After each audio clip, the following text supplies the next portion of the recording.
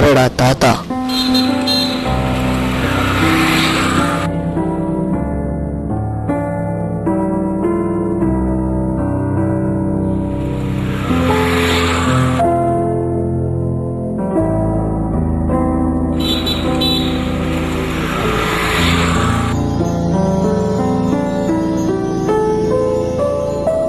ரொம்ப நன்றிப்பா. நீங்க என்னப்பா பண்றீங்க?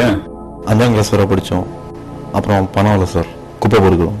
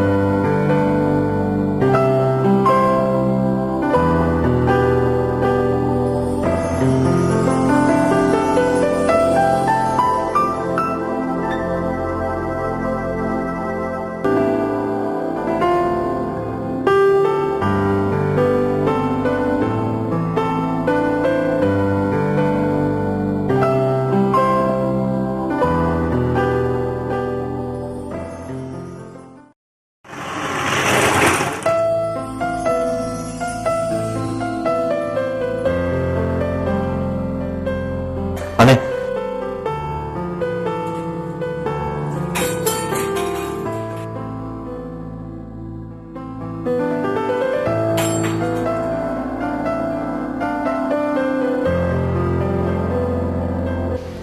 செல்போன் அது டைம் பேசினா அது இதுல ஒன்றும் பிரயோஜனம் இல்லைப்பா, அவ்வளவுதான்.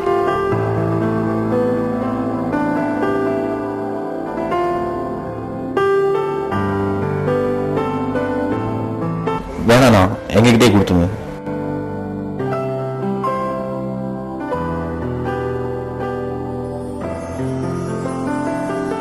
வாங்கப்பா.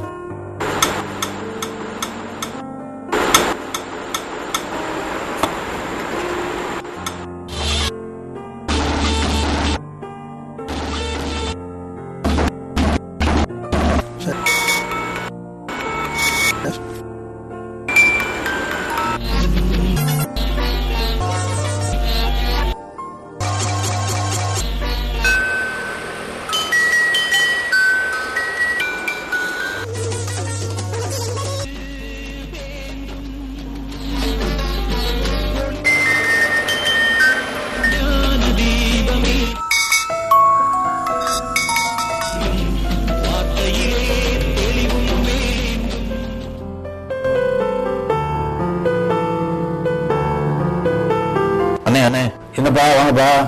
என்னப்பா இது? Music instrument. மியூசிக் இன்ஸ்ட்ருமெண்டா? அது என்ன வச்சிருக்க? FM ரேடியோண்ணா. FM ரேடியோவா? ஆமா, இதை வச்சு என்ன பண்ண போறீங்க? ரிசர்ச் டிபார்ட்மெண்ட் இருக்குல்ல, அங்க போய் கேளுங்க. அவங்க ஏதாவது அட்வைஸ் பண்ணுவாங்க.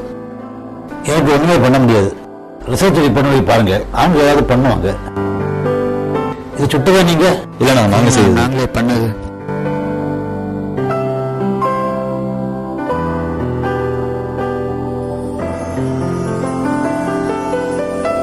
இப்படி அடிச்சாடா? ஒன்றும் பிரயோஜனம் இல்லை, இதை வச்சு ஒன்றும் பண்ண முடியாது. இனிமே என்ன பண்ணலாம்? அவரை பார்த்து சொல்லிட்டு அப்புறம் தூக்கி போட்டுருவோம். என்ன தம்பி, இவ்வளவு சோர்ந்து போயிட்டீங்க?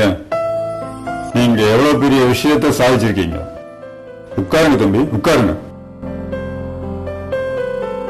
தூக்கி எறிகிற செல்போனை ரேடியோவா மாத்திட்டீங்க. பஞ்சரான அலாரம் டைம் பீஸ் மியூசிக் பெல்லா மாத்திட்டீங்க. சாதிச்சு என்ன பிரயோஜனம் சார்? எத்தனையோ பெரிய மிஷின் காட்டணும், ஆனா யாருமே சீன மாட்டேங்கிறாங்க. சீனாட்ட கூட பரவாயில்ல சார், நீங்க என்ன பெரிய தாமஸ் ஆல்வா எடிசனான்னு கேட்குறாங்க. எங்கேருந்து சுட்டீங்கன்னு அதட்டுறாங்க சார். எல்லாருமே அதிர்ந்து போவாங்க. இது எங்கள் பேரில் எழுதி வைப்பாங்க, இது போல தயாரித்து விற்பாங்க. விற்கிறதுல எங்களுக்கும் பங்கு வருவாங்கன்னு நினச்சோம், ஆனால் யாருமே சீண்டலை.